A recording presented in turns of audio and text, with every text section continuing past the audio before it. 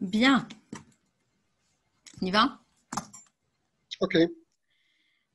Bonsoir à toutes et à tous. Merci de nous être fidèles pour un nouveau webinaire du Comité France.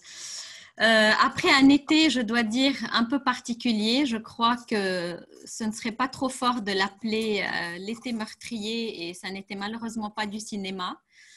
Je crois que pour tous les Libanais et pour les Beyroutais en particulier, il y aura un avant 4 août et un après 4 août 2020.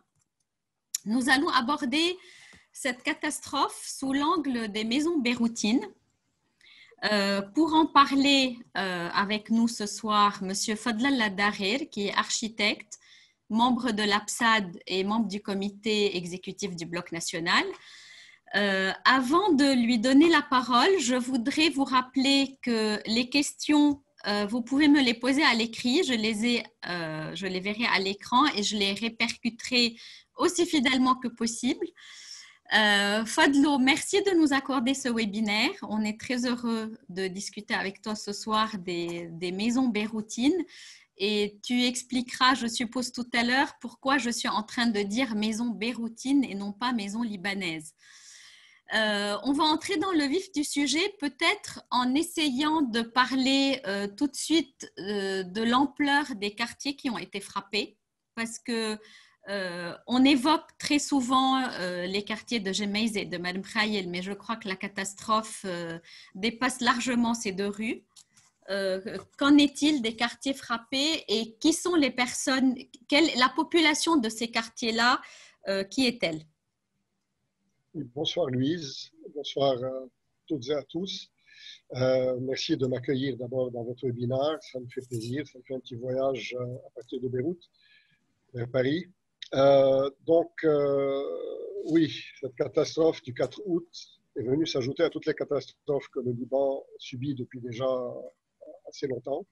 Et comme vous savez, donc, elle a frappé le port. Et à partir du port, elle a touché énormément de quartiers. Alors, elle a touché, bien entendu, très fortement tous les quartiers périphériques du port, à savoir ce que l'on connaît généralement comme les quartiers de Gemmaïs, Marem Khayel, la Quarantaine. Ce sont les trois quartiers qui sont les plus touchés. Mais il y a des quartiers, évidemment, plus éloignés, Jaritaoui, assez fortement, Ashrafi assez fortement. Et de façon continue, les dégâts se sont étendus aussi aux régions de Bachoura, Ras el-Naba, jusqu'à El Mreis et Zahar el-Blat. Donc, on voit qu'en fait, c'est une énorme partie des quartiers de Beyrouth qui a été frappée. Il y a eu des vitres cassées jusque dans les secteurs de Verdun, jusque même à Yerzé. Il y a eu des vitres cassées, Abda. C'est vous dire un tout petit peu l'ampleur de cette catastrophe. Alors, bien entendu, dans les quartiers les plus touchés, qui sont les quartiers périphériques du port, y compris Ashrafi et Jaritaoui, on a annoncé pratiquement 300 000 personnes ont été affectées et dans à peu près 30 000 appartements et maisons qui ont été donc très durement frappées. Donc, c'est une catastrophe qui touche des populations, en premier lieu, des populations qui n'avaient jamais quitté les quartiers qu'ils habitaient, même durant la guerre civile, donc durant les années 1975-1990, les quartiers de la Quarantaine, les quartiers de Jaritaoui, Gemmaïs et Marem Khayel n'avaient pratiquement pas été abandonnés par leurs habitants. Et donc là, nous vivons une catastrophe humanitaire assez importante parce que les habitants ont dû, donc, dans beaucoup de cas, évacuer les bâtiments qu'ils occupaient parce que ces bâtiments-là menacent ruine. Il faut aussi noter que dans ces quartiers périphériques du port, c'est pratiquement les quartiers qui ont la plus grande proportion de bâtiments historiques, de bâtiments du patrimoine de Beyrouth, qui ont été frappés. Pourquoi? Parce que Beyrouth, en fait, est une ville qui vivotait jusqu'au début du 19e siècle et qui a commencé à grandir et à prospérer à partir du moment où le port a été agrandi, que le lazaret de la Quarantaine a été fondé vers 1832. Et à partir de là, donc, on a toute une expansion de la ville à partir de ce qui est aujourd'hui le centre-ville, qui était la ville historique. La ville s'est étendue, évidemment, de façon très énergique tout autour du port, le long de Jemaizeh, donc la rue Jemaizeh, qui se continue sur la rue d'Arménie, Marem Khaïd jusqu'à Berj Hamoud, était l'ancienne voie romaine de Beyrouth, qui reliait Beyrouth à Tripoli. Et donc, c'est le long de cette voie-là que ces quartiers de Beyrouth se sont étendus avec, évidemment, l'activité du port et de tout ce qui était rattaché à cette activité du port. Et c'est à ce moment-là, donc à partir de 1850, lorsque Beyrouth va commencer à grandir, que va apparaître un nouveau modèle architectural qui est ce qu'on appelle la maison beyroutine et qui plus tard deviendra la maison libanaise, qui est un modèle architectural nouveau, inspiré bien entendu des sources locales, c'est-à-dire que les maisons de Beyrouth à l'époque étaient des maisons construites autour d'une cour. Et petit à petit, on va voir donc apparaître un nouveau modèle qui, au lieu d'être construit autour d'une cour, va se construire autour d'un salon central, le hall central, et va s'ouvrir, la façade va s'ouvrir avec 3 grandes arcades, alors que précédemment, les bâtiments étaient introvertis, donc la vie à l'intérieur de la maison était totalement coupée de ce que le voisinage ou les rues, ce qu'on pouvait voir de la rue. Et donc là, au contraire, ce sont des maisons qui vont montrer leur façade, s'ouvrir largement sur le voisinage à travers des jardins. Donc, on va avoir un urbanisme de villas d'abord, puis petit à petit, ces villas vont se transformer en immeubles de 3 ou 4 niveaux qui sont caractéristiques donc d'une époque qui est l'époque où Beyrouth devient une wilaya dans l'Empire ottoman et l'époque de la Mutasarrifia, donc entre 1860 et 1914 jusqu'au début de la Première Guerre mondiale, où ces maisons-là vont avoir la façade nord qui va s'orner de 3 grands arcs avec des entrelacs d'inspiration gothique ou d'inspiration en arabesque islamique. Ça dépend des quartiers, ça dépend des maisons. Mais c'est un modèle très caractéristique, donc, qui est cette maison beyroutine, qui plus tard va s'étendre à l'ensemble du territoire libanais et qu'on va appeler la maison libanaise, qu'on appelle aujourd'hui la maison libanaise. Donc, cette architecture qui est typique donc, de Beyrouth et qui se développe jusqu'en 1920 pratiquement, va ensuite, un autre modèle architectural qui lui ressemble beaucoup va lui succéder, qui est le modèle de l'entre-deux-guerres, que l'on voit fleurir à Beyrouth entre 1925 et 1945 pratiquement, qui est un bâtiment toujours à hall central, mais qui se transforme en immeuble, un immeuble de rapport, alors que précédemment c'était plutôt des bâtiments familiaux, donc des villas familiales à 2, 3 étages, 4 étages quelquefois. Entre les deux guerres, on voit se développer un modèle qui devient l'immeuble de rapport, où on monte sur 5 étages, avec un rez-de-chaussée commercial en général, et des étages qui vont se développer avec une grande véranda devant eux. On retrouve toujours les 3 arcades qui quelquefois sont déclinées en une seule grande arcade divisée en 3 ouvertures. Donc c'est toujours sur le plan centré avec ce fameux hall central au milieu. Mais là, nous rentrons dans une logique de promotion immobilière et de développement où on va accueillir donc de plus en plus de monde dans ces immeubles-là.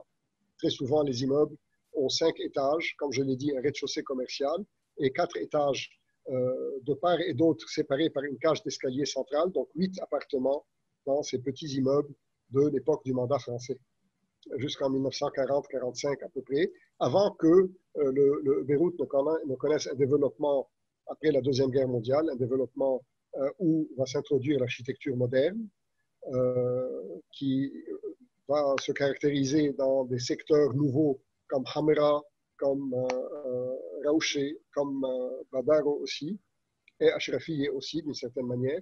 Et donc on voit apparaître là une architecture moderne, mais une architecture très ouverte, très méditerranéenne aussi, qui profite donc du climat méditerranéen et de Beyrouth. Et donc c'est l'ensemble de ces paramètres-là qu'on appelle aujourd'hui le patrimoine beyroutain. Donc c'est une architecture qui se développe dès 1860, mais qui va aller jusqu'à la fin des années 1960, donc juste pratiquement avant la guerre civile au Liban. Fadlo, est-ce qu'on a une idée, si on considère Beyrouth intramuros, du nombre de maisons traditionnelles que tu viens d'évoquer et sur ce nombre-là, combien ont été affectés par la catastrophe du 4 août? Alors là, il faut un peu différencier parce que, comme je dis, il y a 3 types globalement que l'on considère comme faisant partie du patrimoine. Et quand je dis que l'on considère, ce n'est pas considéré de façon universelle. C'est-à-dire qu'il y a aujourd'hui un très grand débat sur la question par rapport au public, je veux dire. Dans le public, il y a les propriétaires de bâtiments qui considèrent que ces bâtiments, très souvent, n'ont pas de valeur patrimoniale ou n'ont pas de valeur culturelle, alors que pour évidemment tous les amoureux de la ville, pour ceux qui essayent de défendre cette ville, les choses en sont autrement.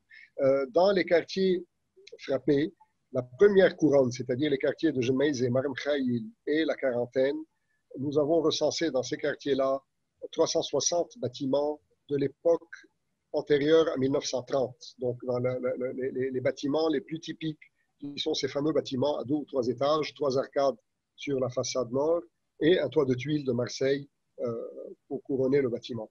360 bâtiments affectés, dont à peu près entre 100 et 120 bâtiments qui menacent ruine partiellement ou totalement. Certains se sont effondrés totalement, d'autres sont partiellement ruinés avec des pans de murs qui sont tombés. Très souvent, on voit très gravement au milieu de ces façades, donc les fameuses 3 arcades ont complètement sauté. Les toits de tuiles ont été terriblement affectés par le souffle de l'explosion. Pourquoi?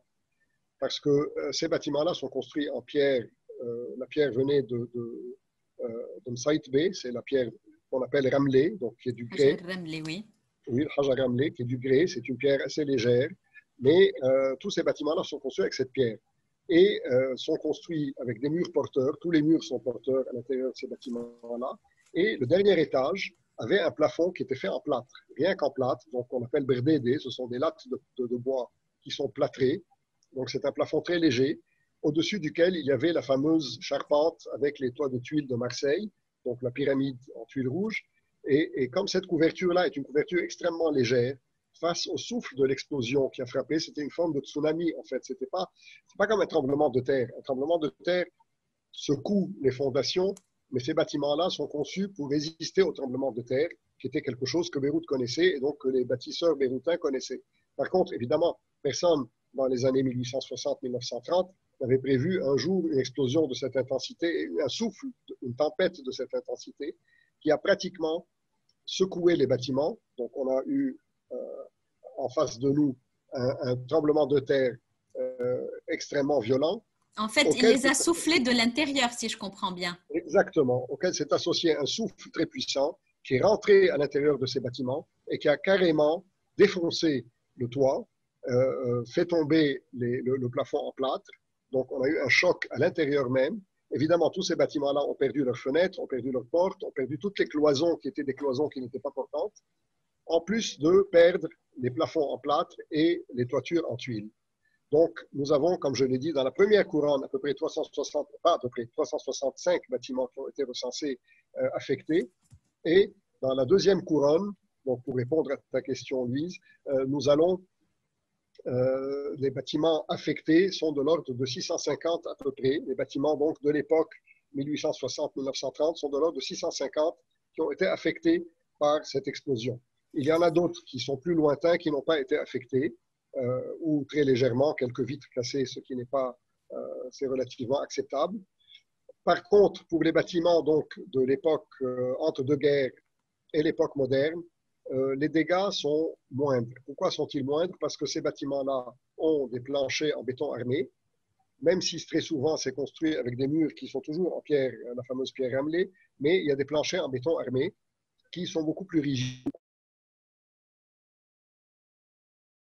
Les bâtiments de l'entre-deux-guerres, on a affaire à des bâtiments fissurés, extrêmement fissurés, mais qui ne sont pas, dans la plupart des cas, qui ne menacent pas ruine, okay? Et qui n'ont pas de toit de tuiles parce qu'ils ont une dalle en béton sur le toit. Du coup, évidemment, la dalle du toit a résisté beaucoup mieux que les toits de tuiles à ce tsunami, à cet effet de vent. Avant de parler de la reconstruction de ces maisons, peut-être qu'on peut revenir un petit peu en arrière pour évoquer la différence entre le patrimoine et l'Antiquité, ce qui va permettre peut-être à ceux qui nous écoutent de comprendre dans les différentes périodes la complication que supposent les réparations à venir. Tout à fait. Tout à fait. Alors, au Liban, il y a une grande ambiguïté sur la question patrimoine et antiquité. Juste pour préciser, en arabe, donc, les antiquités, c'est athar et le patrimoine, c'est turath. et ce n'est pas la même chose.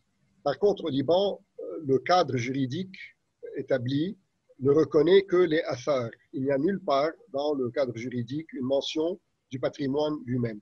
Le patrimoine est amalgamé avec les antiquités par la loi de 1933, donc qui a été écrite pendant le mandat français, qui est une loi assez simple, assez sommaire, qui dit que tout bâtiment est considéré comme patrimonial s'il a été bâti avant l'an 1700. Nous étions en 1933. Ce qui veut dire que concrètement, en fait, tous les bâtiments dont nous parlons aujourd'hui, qui sont le patrimoine beyroutain, soit n'étaient pas encore construits, soit ceux qui étaient construits étaient relativement jeunes en 1933 et donc n'étaient pas encore considérés comme étant faisant partie du patrimoine ou en tout cas pas des antiquités puisque la loi protégeait les antiquités, c'est-à-dire en fait des bâtiments qui étaient très souvent inhabités. Nous parlons des ruines de Baalbek, des châteaux de l'époque des croisés, des bâtiments de l'époque omeyyade ou de l'époque mamelouk. Mais très souvent, les bâtiments de l'époque ottomane eux-mêmes n'étaient pas considérés comme faisant partie de ces antiquités-là. Donc, il y a aujourd'hui une grande ambiguïté sur la question, puisque la seule loi qui existe au Liban est cette loi-là pour protéger le patrimoine. Du coup, en fait, la loi ne protège pas les bâtiments dont nous parlons. Et depuis 30 ans, depuis la fin de la guerre, et que nous menons campagne pour protéger ces bâtiments-là, nous avons en face de nous, tout d'abord, les propriétaires de bâtiments qui sont assis sur des terrains qui valent beaucoup d'argent, mais sur lesquels sont construits uniquement des bâtiments d'1, 2, 3 étages quelquefois, et alors qu'ils pourraient en construire une quinzaine, parce que les coefficients d'exploitation à Beyrouth sont extrêmement élevés, qui relèvent évidemment le prix du terrain. Et donc, les propriétaires se considèrent aujourd'hui comme étant lésés parce que, dans un cadre juridique inadéquat, on leur demande de préserver des bâtiments qui, économiquement, n'ont plus de valeur par rapport au droit à bâtir, par rapport au coefficient d'exploitation des sols qui est en usage. Donc, pardon, vas-y. Je dis que face à ça, les services publics, l'État libanais ont été, comme partout ailleurs d'ailleurs, totalement absents. C'est-à-dire qu'il y a eu une sorte de négation totale de la Direction générale de l'urbanisme, des ministères concernés depuis la fin de la guerre, pour changer la loi de construction de sorte à préserver ces bâtiments-là. Bon, ce sont les aléas du Liban et je disais que ça permet à ceux qui ne sont pas à Beyrouth de voir ce que subissent les Beyrouthais au quotidien. Donc, nous étions au nombre, je crois, c'est ça, de maisons touchées.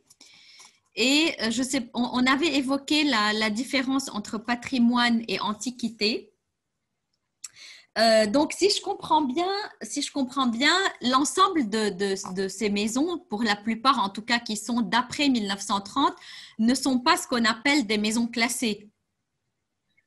Même celles qui sont pré-1930 ne sont pas classées. Il y a une liste, évidemment, et le ministère de la Culture essaye d'empêcher la démolition de ces bâtiments-là, mais comme je l'ai dit, lorsque les propriétaires s'adressent au Conseil d'État, ils obtiennent gain de cause. Exactement. Voilà.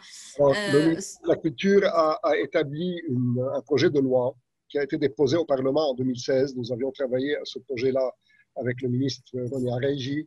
Et ce projet-là établit la notion, c'est la loi du patrimoine. Elle établit justement la notion de patrimoine qui est différent des antiquités et qui concerne le patrimoine tangible et intangible. C'est-à-dire que c'est aussi bien les bâtiments, les œuvres d'art, etc., que bien entendu aussi des coutumes, des plats de cuisine, des habitudes, le café le matin, le jeu de tric-tac, des choses comme ça. Donc il y a énormément d'éléments qui sont inclus dans ce patrimoine tangible et intangible, mais cette loi, ça fait quelques années qu'elle dort au Parlement et que nos parlementaires ne daignent pas s'en occuper.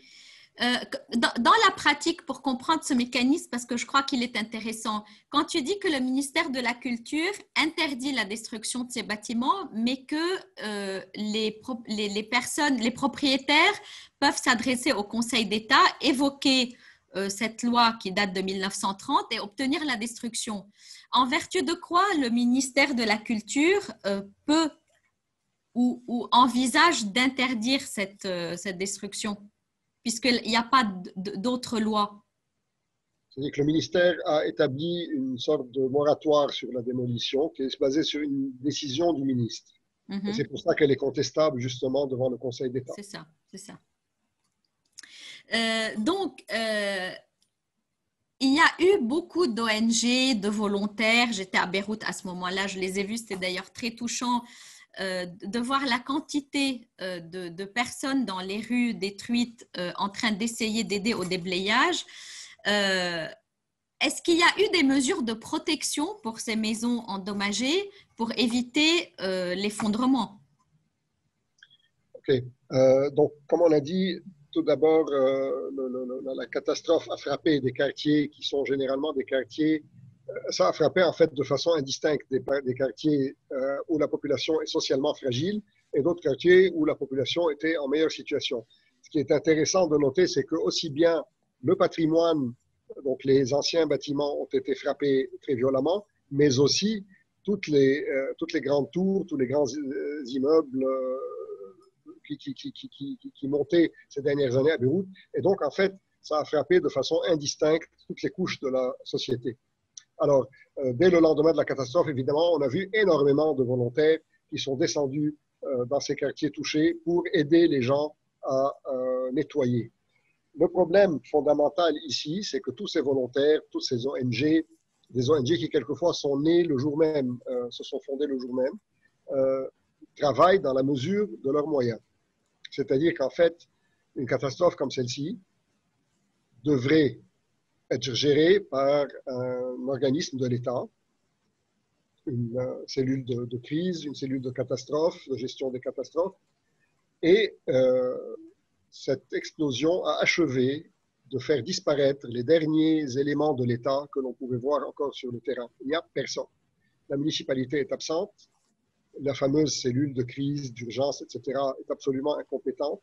Et tout ce que nous voyons, en fait, c'est des éléments de l'armée qui, plutôt que de protéger la population beyroutine avant cette explosion, maintenant marchent dans les rues armés comme s'ils étaient dans les maquis du Vietnam et comme si les quartiers qui sont totalement désertés de leurs habitants pouvaient constituer une quelconque menace aujourd'hui pour quiconque.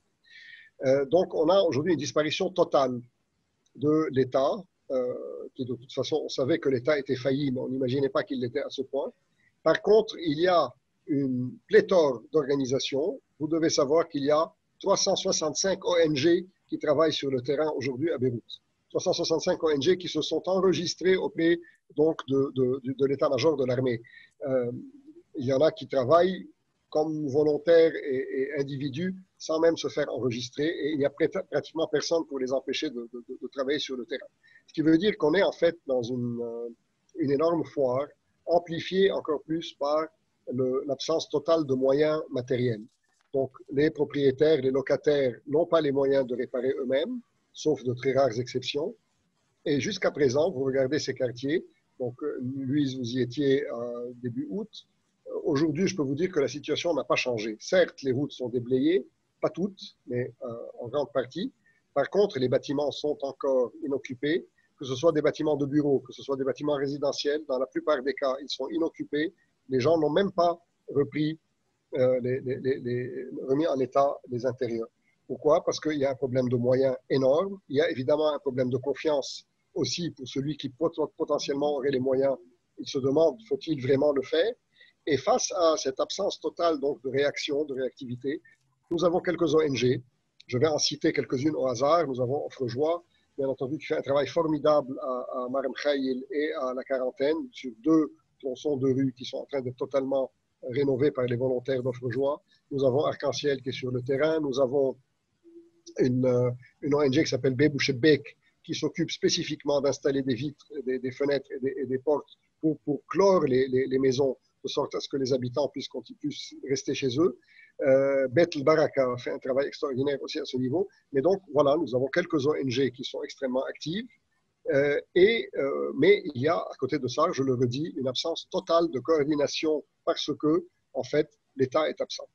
Donc, face à ce désordre général, il y a un très gros problème de remise en état et il y a en parallèle aussi beaucoup d'équipes d'ingénieurs, d'architectes et d'ingénieurs du patrimoine, d'architectes du patrimoine qui sont sur le terrain pour recenser les dégâts. Nous avons aussi des tas d'ONG qui ont essayé de recenser les dégâts. L'armée a essayé de le faire aussi. Donc, c'est une chose extraordinaire. Tout le monde se plaint de la quantité de personnes qui viennent établir des fiches pour établir les dégâts, mais à partir de là, il ne se passe pas grand-chose.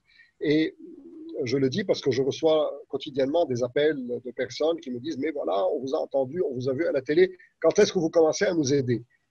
Et je dois dire là qu'en fait, pour aider, il faut qu'on ait les moyens d'aider. Or, l'État est absent. Vous avez une question, là, Louise? Non, non, vas-y, vas-y. L'État est absent. Et localement, personne n'a accès à ces ressources bancaires, puisque les banques ont fait main basse sur les dépôts.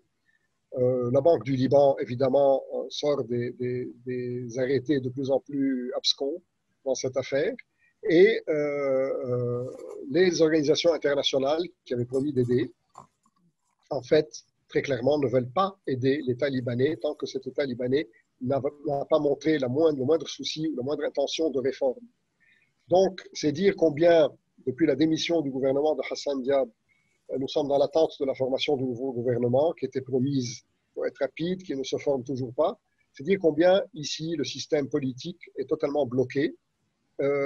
Et que je tiens à le dire aussi que les quartiers les plus sinistrés dans cette catastrophe-là sont des quartiers où on avait une vie sociale extrêmement active. Ce sont des quartiers où l'État n'est pas intervenu, contrairement, je vais dire, au centre-ville, donc dans les quartiers solidaires, où l'État est intervenu fortement, mais on a comme résultat un centre-ville qui est un quartier fantôme, alors que les quartiers dévastés par cette catastrophe, qui n'étaient pas des quartiers fantômes avant cette catastrophe, Jemaïs et Marmkhaïl, etc., étaient extrêmement vivants, avaient une population extrêmement cosmopolite, de personnes qui étaient là depuis des générations, mélangées à des personnes qui étaient venues nouvellement. Pourquoi? Parce que justement, c'est des quartiers qui ont un caractère patrimonial assez important, parce qu'il y avait ce mélange et cette vie dans les différentes populations qui étaient là, parce que aussi, ils ont su apporter une vie économique nouvelle à travers l'ouverture de cafés, de bars, de restaurants, de galeries d'art, de maisons de design, etc. Donc, il y avait toute une vie nouvelle qui s'était créée dans ces quartiers-là, donc la vie culturelle de Beyrouth, tout le Beyrouth culturel a été frappé très violemment dans cette catastrophe. Et je dirais aussi qu'une des absences de l'État ou des partis confessionnels qui dirigent cet État s'explique aussi par le fait que ces quartiers-là ont voté aux élections municipales de 2016 à 80% contre la liste du pouvoir, donc contre la liste des partis coalisés, et ont voté à l'époque pour Beyrouth Madinati, qui était la liste de l'opposition. Donc, quelque part, on a le sentiment que ces quartiers-là ne concernent pas les assis qui sont au pouvoir, puisqu'aucun d'entre eux ne mobilise la moindre de ses équipes pour aller au secours des habitants. Encore une fois, de toute façon, ils n'en ont pas les moyens aussi. Avant de revenir sur le financement, parce qu'il y a des aides qui ont été promises au Liban, on va revenir là-dessus. Je voudrais évoquer une rumeur qui était que, et ça rejoint un peu ce que tu disais sur le coefficient d'occupation du sol à Beyrouth qui est très élevé. Si tu veux bien expliquer en deux mots pourquoi ce coefficient est très élevé et donc revenir sur cette rumeur qui a fait que beaucoup de promoteurs se sont intéressés à ces régions détruites avec des propositions en or pour les racheter. Je ne sais pas ce qu'il en est de cette rumeur, mais comme on dit, il n'y a pas de fumée sans feu. C'est le cas de le dire malheureusement, en plus, en l'occurrence. Mais ces promoteurs sont peut-être essentiellement intéressés par ce coefficient d'occupation du sol qui est très élevé à Beyrouth. Oui, il faut savoir que le plan directeur de Beyrouth a été élaboré dans les années 1950. Et le dernier plan, qui est toujours donc en usage aujourd'hui, élaboré dans les années 50, a été établi par un architecte urbaniste français, Michel Écochard, très bon architecte, mais qui était un urbaniste dans la mouvance moderniste qui faisait table rase du passé, donc un peu comme Le Corbusier, c'était un admirateur de Le Corbusier d'ailleurs, et il a décidé de faire table rase du passé. Il n'a absolument pas considéré que le tissu construit de la ville de Beyrouth avait un quelconque intérêt ou devait être préservé. Et du coup, en fait, le coefficient d'occupation des sols part d'une énorme densité dans les parties qui étaient les parties habitées traditionnellement, c'est-à-dire le centre-ville et la périphérie du centre-ville. La densité y est très, très forte. On peut construire là-bas jusqu'à pratiquement 8 ou 9 fois la superficie du terrain, et ça va de façon décroissante vers les périphéries et vers les banlieues. Donc des quartiers qui à l'époque n'existaient pas, des quartiers qui étaient des terrains vagues, avaient un coefficient d'occupation des sols inférieur à des quartiers qui par contre, eux, étaient fortement occupés par la population et par donc ce patrimoine dont nous parlons. Et ça n'a jamais été remis en cause. Au contraire, en 2004 et 2005, le Parlement a voté une loi qui concrètement autorise une augmentation de l'ordre de 25% de ce coefficient d'occupation des sols. Donc, les promoteurs beyrouthins, aujourd'hui, encore une fois, face à des parcelles qui valent beaucoup d'argent parce qu'on peut y construire énormément, et donc dans un pays dont l'économie est basée, je le rappelle, depuis les années 1992, et le retour de Rafiq Hariri à Beyrouth est basé sur la promotion immobilière, sans autres industries. Les autres industries n'ont pas été du tout favorisées. C'est l'industrie de l'immobilier qui a été favorisée. Du coup, tout le monde à Beyrouth s'est retrouvé comme promoteur immobilier. On faisait beaucoup d'argent. Il y avait énormément de... C'était une bulle immobilière concrètement. Et comme à Solidaire, dans le cœur de Solidaire, il était difficile de venir construire en toute liberté parce qu'il y avait là un règlement d'urbanisme très strict, très haussmannien, on va dire, avec des tas de clauses, des tas d'impératifs, etc. Les promoteurs ont préféré en fait travailler dans la périphérie du secteur de Solidaire et donc dans les quartiers où il y avait encore tout un tissu bâti qui datait de la fin de l'époque ottomane et de l'époque de l'entre-deux-guerres, et donc tout ce tissu que nous appelons aujourd'hui le patrimoine. Et du coup, il y a eu un massacre organisé à partir des années 1992 dans tous ces secteurs-là, justement parce que c'était des secteurs ouverts à toutes les possibilités. Et suite à 2005 et à cette augmentation donc encore de l'occupation des sols, on voit que la ville de Beyrouth est montée à la verticale de façon extraordinaire. Ces 10 dernières années, il y a eu une élévation des bâtiments qui n'existait pas du tout avant. Et tout ceci, évidemment, sans aucun plan directeur général qui puisse établir une certaine synthèse entre ces différents éléments qui viennent dans la ville. Donc, vous avez des bâtiments de 2 étages, contigus, avec une tour qui peut en faire 30, quelquefois, sans aucune nuance. Actuellement, j'imagine, pour revenir à cette rumeur, le gouvernement en place, même des missionnaires, n'a rien fait pour empêcher ces promoteurs de faire des offres alléchantes à des personnes, somme toute, qui, en plus d'avoir leur maison détruite, ont probablement des problèmes financiers et seraient bien contents de les vendre. Alors, comme on l'a dit, donc ça fait 30 ans que ces quartiers sont soumis de toute façon à une forte pression immobilière. S'ils ont été quelque part protégés, c'est parce qu'il y a d'abord cette loi sur les loyers qui faisait que donc c'était occupé par des locataires et du coup c'était plus compliqué. Et les bâtiments protégés dans leur grande majorité sont des bâtiments soit qui ont énormément d'héritiers, d'ayants droit et du coup difficulté de les vendre, soit appartiennent à des OAF, donc à des biens, ce sont des biens appartenant aux communautés religieuses, et du coup aussi les communautés religieuses généralement ne sont pas très ouvertes sur la promotion à vendre, etc. Donc ça a permis de préserver relativement un certain nombre de bâtiments, ceci en dehors des propriétaires qui eux-mêmes ont préservé. Mais évidemment, avec la crise économique que nous vivons depuis déjà plusieurs années, mais qui s'est aggravée depuis 1 an, premièrement, avec ensuite cette catastrophe du 4 août qui fait que les gens, donc, s'ils avaient de l'argent, n'ont plus accès à leur argent. Par-dessus le marché, leurs maisons sont détruites. Évidemment, les promoteurs immobiliers, tous ceux qui veulent investir dans l'immobilier, puisque l'immobilier, c'est la sécurité, ont eu l'occasion ici de venir proposer leurs services. Est-ce que cette rumeur est vraie? Oui, elle est vraie. J'ai moi-même reçu des appels, je dois le dire. Donc, il y a effectivement eu une forte poussée. Quels en sont les résultats? Je ne peux pas le dire. Le gouvernement, en fait, ce n'est pas le gouvernement qui a pris la décision. Comme la rumeur a accusé l'épouse du président du Parlement, M. Berry, d'avoir lancé ces hommes à la recherche des terrains faciles à acquérir, le lendemain, M. Berry a demandé au ministre de la Culture et au ministre des Finances d'établir une décision qui interdit la vente et l'enregistrement de ces parcelles patrimoniales, sauf décision du ministre de la Culture. Il faut savoir que jusqu'à nouvel ordre, étant que ce ministère liquide les affaires courantes, le ministre des Finances et le ministre de la Culture dépendent tous deux de M. Berry. Donc, c'est quelque part une décision qui leur donne la liberté de décider eux-mêmes de ce qu'ils veulent faire et qui, de toute façon, comme la décision d'interdire la démolition, est tout à fait contestable devant le Conseil d'État. Donc, nous ne sommes pas dans un cadre juridique.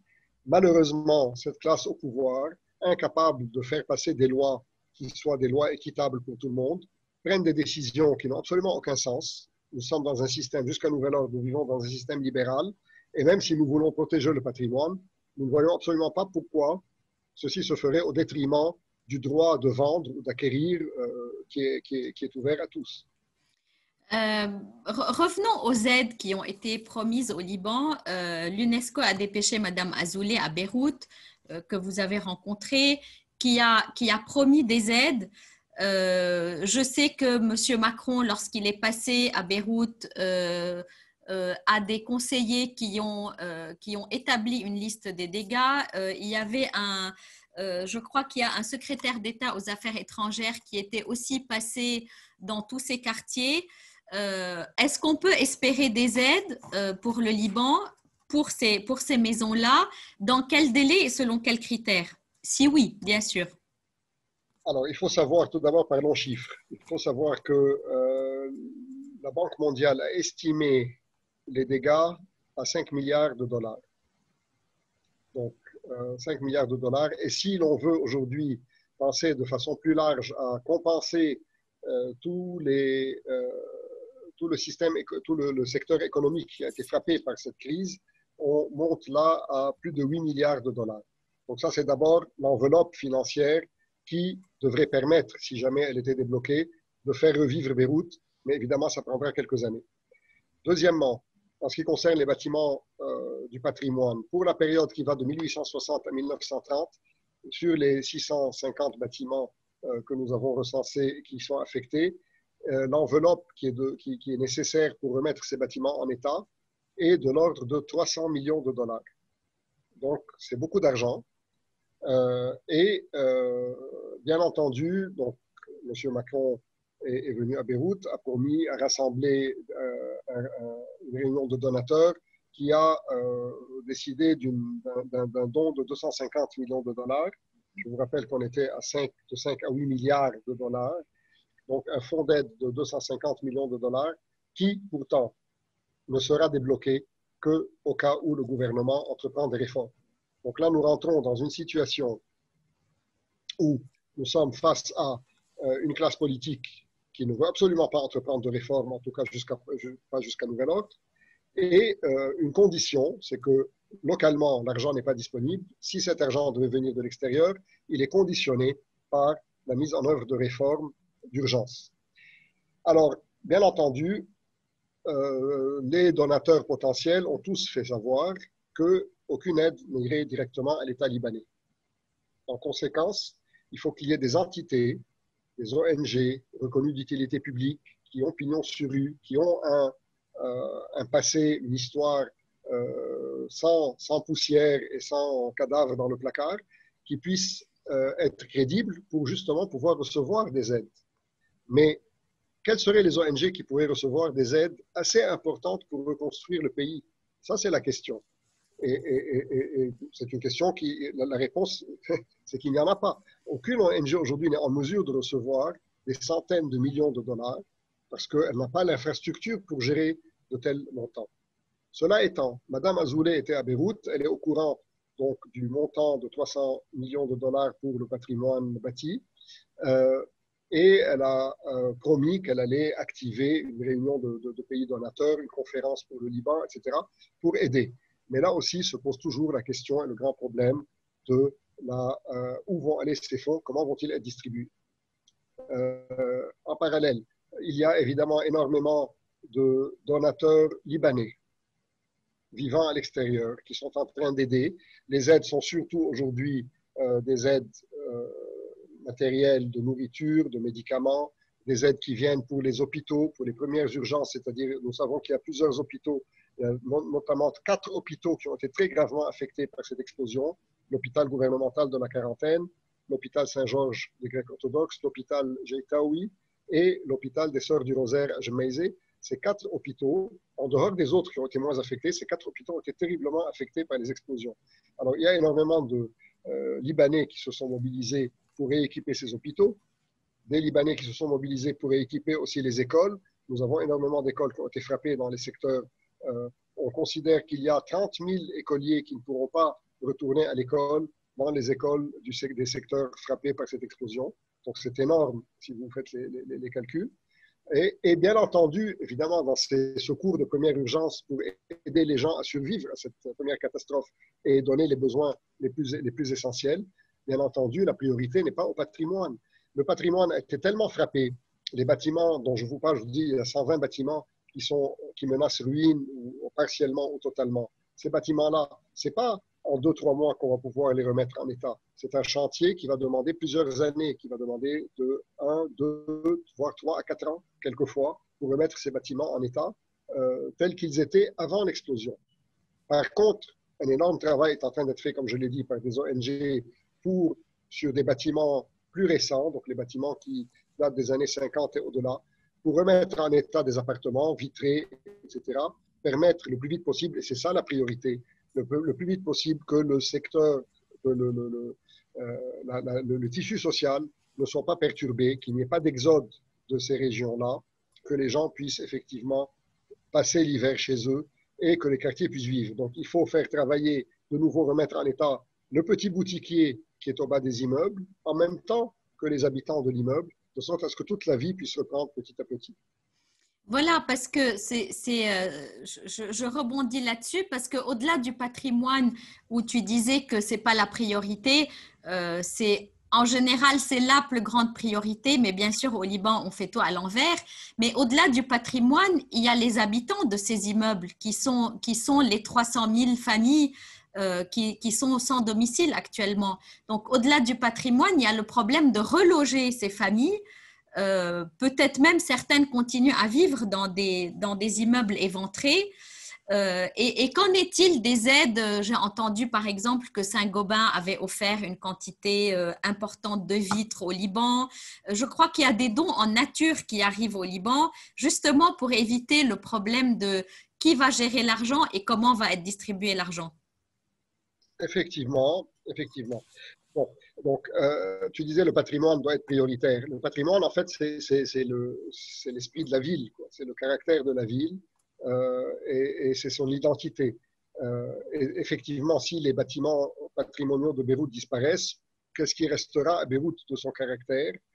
Pas grand-chose. Qu'est-ce qui la différencierait? On a l'exemple aujourd'hui sous nos yeux dans le centre-ville de Beyrouth qui a été rasé à 80% et reconstruit sans aucune lecture vis-à-vis du patrimoine, vis-à-vis de l'histoire, vis-à-vis du climat, etc. Et du coup, on est dans une ville qui ne ressemble plus, un centre-ville qui ne ressemble plus à rien, qui ne ressemble en tout cas pas à Beyrouth, puisque de toute façon, on n'y trouve même pas un vendeur des 4 saisons ou un vendeur de kayak ou des joueurs de tric-trac dans la rue. Donc, tout ce qui fait la richesse du tissu social, du tissu humain et du tissu bâti a disparu du centre-ville et risque, avec une catastrophe comme celle-ci, de disparaître des régions qui ont été frappées.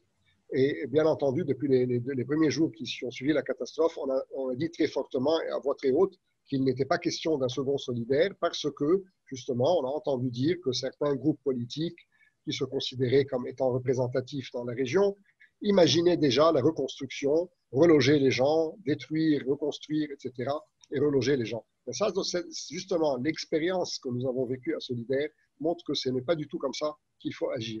Il faut agir justement d'abord en permettant aux gens de ne pas quitter, de ne pas partir. La municipalité de Beyrouth nous annonce très fièrement qu'elle a trouvé avec la municipalité de Saïda 300 appartements à Saïda pour les habitants de Marmkhaï. Franchement, si vous habitez Marmkhaï, vous allez habiter Saïda, quand on sait que les réfugiés palestiniens qui ont quitté la Palestine en 1948, 72 ans après, sont toujours dans des camps, on n'aura pas trouvé de solution. On va quitter nos maisons pour aller vivre dans des appartements, dans d'autres villes, ailleurs, etc. C'est un plan qui ne tient pas la route. En fait, justement, La seule chose à faire, et il faut le faire de façon même presque désespérée, je dirais, c'est de ne pas quitter les maisons, c'est de les restaurer, même si ce n'est pas restauré dans les règles de l'art, mais les restaurer de sorte à pouvoir y rester. Le tissu social est la priorité dans toute cette affaire. Et nous vivons une grande catastrophe parce qu'évidemment, vous imaginez que beaucoup de personnes, notamment les jeunes, n'ont plus envie de rester dans un pays qui a été aussi durement frappé, d'autant plus qu'ils ne voient pas, n'ayant pas de travail, n'ayant pas de possibilité d'éclaircie, qu'est-ce qu'ils resteraient faire encore à Beyrouth. Et c'est ça la grande catastrophe, c'est que la ville se vide aujourd'hui de ses forces vives, le pays tout entier aussi, mais Beyrouth spécifiquement, avec cette catastrophe-là, se vide de ses forces vives. Et le gros problème est au-delà de la question du patrimoine. Quand je parle de l'identité de la ville, c'est le patrimoine humain aussi qui est en train de disparaître. Donc, les aides, on revient toujours à cette question des aides. Est-ce qu'il y a eu des aides? Il y a eu des aides en nature, effectivement. Saint-Gobain a acheminé avec CMA-CGM un bateau qui est arrivé, qui a apporté des vitres, qui a apporté quelques tuiles de Marseille, qui a apporté quelques matériaux de construction, du placo-plâtre, des choses comme ça. Très bien, c'est très bien et évidemment, on les remercie. La distribution de ces aides se fait de façon extrêmement sévère. Pourquoi? Parce qu'effectivement, ils veulent savoir si ça va au bon endroit. Donc, il faut que ça aille à des familles qui, socialement, n'ont pas les moyens de recourir eux-mêmes à des vitriers ou autres. Il faut qu'on s'assure que les quantités qui sont distribuées sont bien les quantités dont on a besoin sur les chantiers, qu'il n'y en a pas d'excédents qui soient revendus ailleurs. Donc, il y a un contrôle très strict qui est en train de se faire et c'est très bien. Mais d'un autre côté, c'est très problématique parce que justement, il n'y a pas de confiance ici. Et donc, tout l'acheminement de ces aides, toute la distribution de ces aides, il faut savoir aussi qu'une partie des aides qui est en train d'arriver est soumise à les impôts de douane, les taxes douanières, parce que l'État n'ayant pas de rentrée et l'État étant totalement ostracisé par tous les donateurs internationaux et locaux d'ailleurs aussi, est en train d'essayer de trouver le moyen de mettre la main sur une partie de ce gâteau. Et donc, nous avons des équipements qui sont venus pour venir en aide aux hôpitaux qui ont été taxés par les douanes libanaises. Ça veut dire un peu dans quelle situation on est.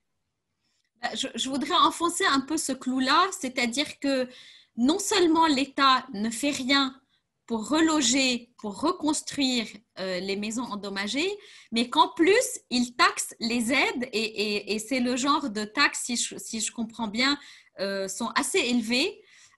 Donc, il fait son beurre sur les pauvres gens qui ont perdu leur maison.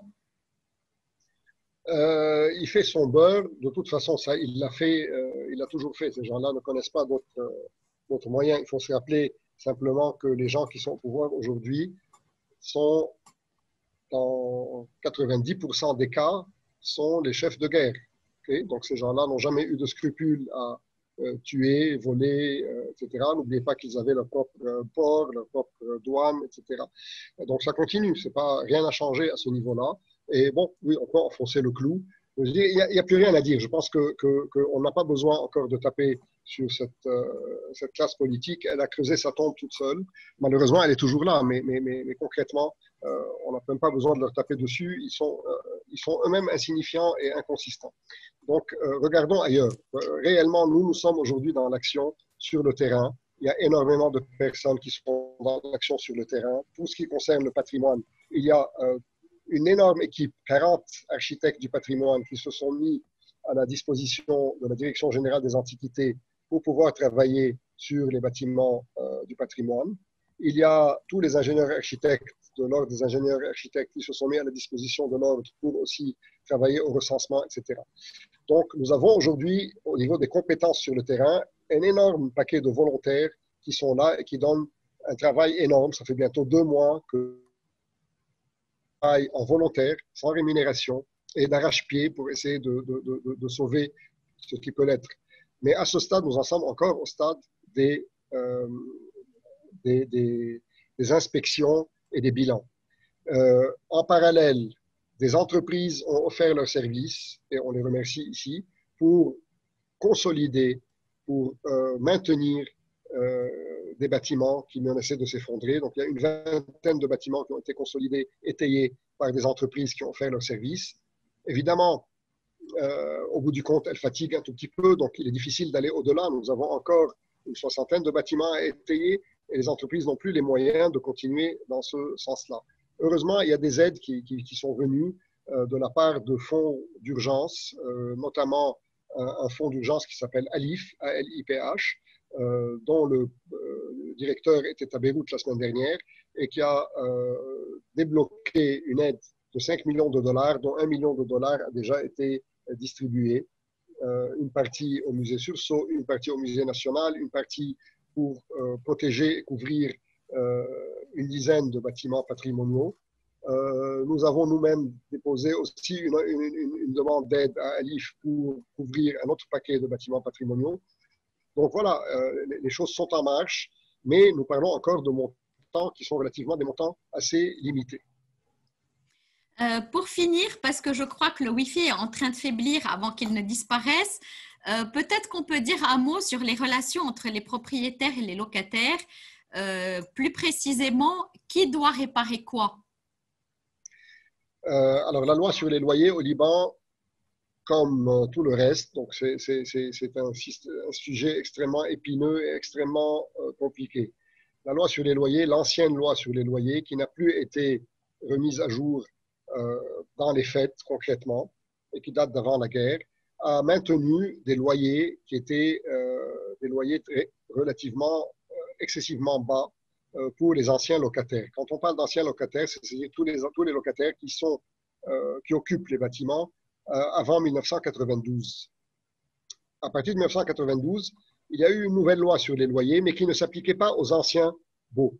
Donc, les anciens baux sont toujours régis par l'ancienne loi où nous avons des loyers de l'ordre de quelquefois 100 000 livres par an pour un appartement. À Jemaïse même, moi, j'avais une locataire qui louait une maison qui est aujourd'hui le siège du Bloc national d'ailleurs. Cette maison était louée à 500 000 livres par an. Pour vous donner une idée, 500 000 livres, ce qui faisait à la belle époque où notre dollar, notre livre libanaise était quand même en meilleur état, ça valait donc dans les 300 dollars. C'est vous dire un tout petit peu le niveau des loyers. Et ça, donc, ces anciens loyers, évidemment, sont très bas, ce qui ne permet ni aux propriétaires de rénover, ni aux locataires lui-même, parce que dans la plupart des cas, les locataires aussi sont des gens qui ont très peu de moyens et qui sont donc obligés de supporter, de vivre dans des bâtiments qui sont mal entretenus, parce que justement, ils n'ont pas les moyens d'aller ailleurs, ils n'ont pas les moyens non plus eux-mêmes d'entreprendre des travaux. Cela dit, la loi précise que pour les bâtiments, pour les loyers précédents 1992, les réparations sont à la charge du locataire pour ce qui concerne le bien qu'il loue, alors que le propriétaire doit entretenir les parties communes, à savoir la cage d'escalier, les façades, etc. Le reste est à la charge du locataire, mais le locataire n'a pas de moyens et le propriétaire en a très peu souvent. Pour les loyers post-92, donc les nouveaux loyers, où là, les loyers ont suivi la loi du marché et donc sont assez élevés, c'est la responsabilité du propriétaire de remettre en état. Pour autant, l'ampleur de la catastrophe ne rend pas les choses non plus faciles pour le propriétaire, qui aussi est incapable d'aller s'endetter. C'est-à-dire que si on était aussi dans un système économique fiable et sain, on pourrait tout au moins s'endetter et se dire qu'on rendrait ça dans les 5 ans à venir. Là, même ceci n'est pas possible. Les banques elles-mêmes sont à bout de souffle. Après avoir pillé les déposants, les banques sont incapables aujourd'hui de leur donner des aides, sauf à des taux évidemment totalement prohibitifs. Donc, voilà la situation telle qu'elle se présente. Nous avons de notre côté, quand je dis de notre côté, donc toutes les personnes concernées par le patrimoine qui se sont rassemblées dès le premier jour pour travailler à essayer de sauver ce patrimoine, on a fondé une sorte de collectif qu'on a appelé le Beirut Heritage Initiative, qui a un comité de coordination qui coordonne entre les équipes sur le terrain et dont le but est en fait de réunir des fonds et d'essayer donc d'assigner ces fonds par projet pour la rénovation du patrimoine. Ce Beirut Heritage Initiative donc, a été lancé il y a 1 mois et demi déjà, et nous sommes en train de travailler à rassembler des fonds pour aider les gens, bien entendu avec un ordre de priorité. C'est toujours, il y a 2 ordres de priorité, je veux dire. Il y a d'un côté toujours le paramètre social, aider les personnes les plus fragiles socialement dans ce qui est considéré comme bâtiment du patrimoine, et d'un autre côté, évidemment, sauver quand même les bâtiments les plus importants de notre patrimoine, même si certains vont grincer des dents en disant « Ah oui, ça va profiter aux belles maisons de la rue Sursaut ». Bien sûr, les belles maisons de la rue Sursaut sont les plus belles maisons de Beyrouth. Et si ces bâtiments-là disparaissent, c'est pratiquement les bâtiments les plus valeureux en termes de monumentalité architecturale qui disparaîtraient. Et ce serait une vraie catastrophe aussi. Ce collectif, si quelqu'un veut l'aider, ça se passe où et comment? Alors, ça se passe, nous avons un compte en banque avec un IBAN, etc. Nous avons fait 3 comptes en banque, un compte pour les devises internationales, un compte pour les devises locales et un compte en livre libanaise. Bon, comment vous l'envoyez là? Non, là, on ne va pas l'envoyer. Est-ce que vous voulez juste donner un site internet? Oui, je donne je vais vous donner, Je suppose que les indications sont dessus. oui, je vais vous donner une adresse email pour ceux qui sont intéressés. Donc, info arrobase. Attendez, je te fais répéter, Fadlo, parce que je vais l'envoyer à tous les... je vais l'envoyer en chat. Donc, info at Beyrouth, Beirut, oui, héritage, Heritage, tout attaché. tout attaché, initiative, initiave.com. Oui. Voilà, donc ça c'est notre adresse email. Donc sur cette adresse, on pourra envoyer à celui qui est intéressé tous les éléments, la documentation, etc. Nous sommes aussi sur Instagram, Beirut Heritage Initiative, et sur Facebook. Alors, je ne sais pas si j'ai réussi à l'envoyer, mais je crois que, comme tu l'as dit, ils ont dû le noter. Ce n'était pas prévu de faire la pub de ça, mais je crois que c'est utile pour tout le monde. Fadlo, merci beaucoup de nous avoir éclairé sur ce patrimoine de la ville et d'avoir si bien pointé le fait que le charme de Beyrouth, c'est le vendeur de crack, le fumeur de narguilé, le joueur de trick-track qui sont devenus effectivement absents du centre-ville et qui faisaient le charme de ces quartiers de Gemmeis et de Ben Khaïl, d'Ashrafieh, même du côté de Sursaut. Et j'espère vivement par l'initiative privée, une fois de plus, parce que je crois qu'il ne faut rien attendre malheureusement de l'État libanais, par l'initiative privée, pouvoir reconstruire ce patrimoine et redonner de la vie et du pittoresque à ces régions. Tout à fait, Louise. Il faut considérer que Beyrouth et le Liban sont réellement un message. C'est un message de convivialité, d'ouverture sur le monde. Et c'est effectivement cette image-là, ce caractère qui a été frappé par cette explosion. Il faut à tout prix que nous le fassions revivre et le plus tôt possible. Merci beaucoup et à bientôt. Merci Louise. Bonsoir.